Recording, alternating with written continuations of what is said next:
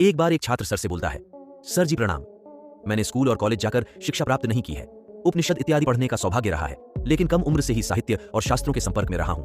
उपनिषद इत्यादि पढ़ने का सौभाग्य रहा है, हमेशा से ही मन में बात रहती है कि औरों की तरह स्कूल कॉलेज नहीं जा पाया और इसी कारण थोड़ा परेशान भी रहता हूँ आपसे। जानना चाहता हूँ कि औपचारिक शिक्षा का अभाव क्या मेरे जीवन में मुक्ति पाने में बाधा बन सकता है। पेशर बोलते हैं, हाँ भी और नहीं भी। जिसको तू औपचारिक शिक्षा कहते हो, वर्तमान समय में वह ज्यादातर रोटी और रोजगार संबंधित ज्ञान है।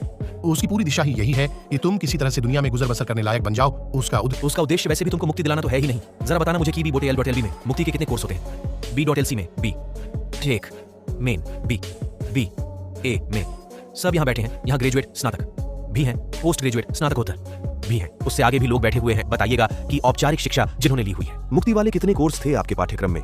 औपचारिक शिक्षा का उद्देश्य वैसे भी नहीं है तुमको हमसे मुक्ति दिलाना, आदि दैविक दुखों से मुक्ति दिलाना। औपचारिक शिक्षा है क्या, ये तुम साफ साफ समझो। वो तुमको दुनियादारी बताती है, वो व्यर्थ नहीं है, उसका भी अपना एक प्रयोजन है। वह तुमको दुनिया के बारे में बता देगी, वह बता देगी दुनिया के नियम कानून क्या है। वो तुमको विज्ञान के नियम बता देगी, वो तुमको समाज शास्त्र बता देगी, राजनीति शास्त्र समझा देगी। तुम जान जाओगे कि ऐसे ऐसे होता है। वह तुमको इतिहास पढ़ देगी, मानव शरीर के बारे में बता देगी। तुम डॉक्टर बन जाओगे। इन सबसे मुक्ति वैसे भी नानिहित है। चाहा ही नहीं जा रहा कि ये सब करके छात्र को मुक्ति दी जाए। जो चाहा जा रहा है वो ठीक है, मुझे उससे कोई आपत्ति नहीं।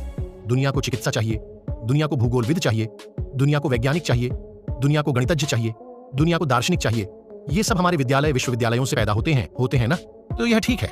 पर मैंने आरंभ में ही क्या कहा जब तुमने पूछा औपचारिक शिक्षा नहीं है तो क्या मुक्ति में बड़ा पड़ेगी? मैंने कहा हाँ भी और नहीं भी। नहीं क्यों कहा वह मैं समझा दिया। औपचारिक शिक्षा जब मुक्ति की दिशा में रचित ही नहीं है, उद्देश्य ही नहीं रखती, तो उसके होने ना होने से मुक्ति पर क्या प्रभाव पड़ना। लेकिन फिर भी प्रभाव पड़ना है। प्रभाव ऐसे पड़ना है कि अगर तुमको दुनियादारी का ही कुछ पता नहीं तो तुम दुनियादारी से आजाद कैसे हो जाओगे। मान लो कि तुम बिल्कुल ही पढ़े लिखे नहीं हो, तुम्हें यही नहीं पता कि गाड़ी का इंजन कैसे काम करता है, तुम्हें यही नहीं पता कि तुम्हारे हाथ में जो फोन है वो भला क्या है।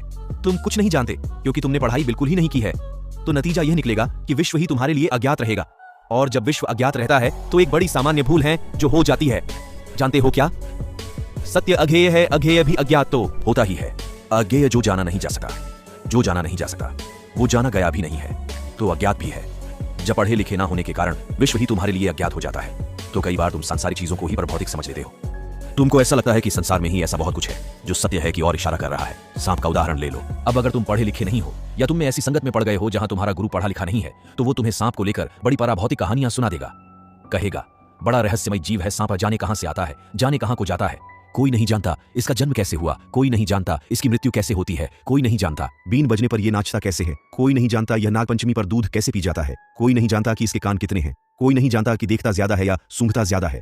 जब कोई कुछ नहीं जानता तो बात जाहिर सी है कि तुम्हें रहस्यमय लगेगी। सबसे बड़ा रहस्य क्या है? सत्य स्वयं। तो नतीजा ये होगा कि तुम सांप को भी किससे जोड़कर देखोगे? छात्र सत्य से सरक फिर सर बोलते हैं। जो तुमको पता नहीं है अक्सर वही तुम्हारे लिए जरा सत्य से संबंधित हो जाता है। अब यही तुम जरा पढ़े लिखे होते तो तुम्हें पता होता है कि सांप वैसा ही है जैसे घर की छिपकली। तुम घर की छिपकली को कहते हो क्या? अरे मिस्टिकल, मिस्टीरियस, रहस्यमय। फिर तुम जान जाते कि सांप वैसा ही है जैसे तुम्हारे बैग में गिरगिट घूमता है। पुराना आदमी दुनिया के ही बारे में कुछ नहीं जानता। खास नतीजा क्या निकला था?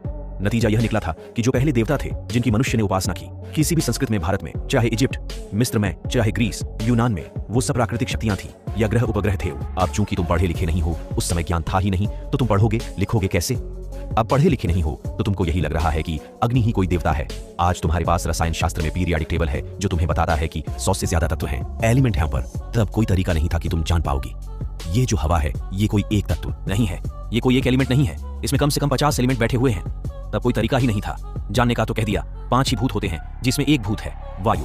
अब आज के किसी वैज्ञानिक से पूछो तो वो कहेगा वायु एक भूत नहीं है, वायु में 10 भूत है, कम से कम ऑक्सीजन, नाइट्रोजन, कार्बन, हाइड्रोजन। और अगर ट्रेस एलिमेंट्स की बात करो। दोस्तों, हमें उम्मीद है कि आज की वीडियो आप लोगों को जरूर पसंद आई होगी। अगर वीडियो पसंद आई है तो वीडियो को लाइक करके चैनल को सब्सक्राइब जरूर करें।